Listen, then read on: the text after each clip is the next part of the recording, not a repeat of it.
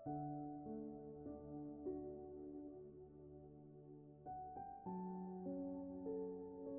Fry ఎలా చేయాలో చూద్దామా. ప్యాన్ పెట్టి ఆయిల్ వేసి ఆవాలు, జీలకర్ర, మినపప్పు కాస్త వేగాక ఆనియన్ వేసుకోవాలి.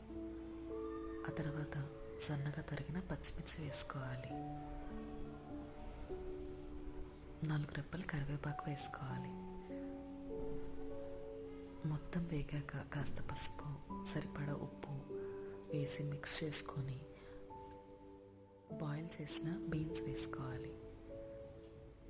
అలా కలుపుతూ మూత పెట్టి మగ్గించుకోవాలి.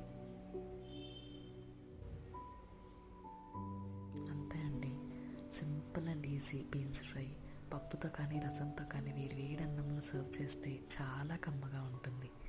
మీరు ట్రై చేసి చెప్తారా ఎలా వచ్చిందా అని. ఎంజాయ్.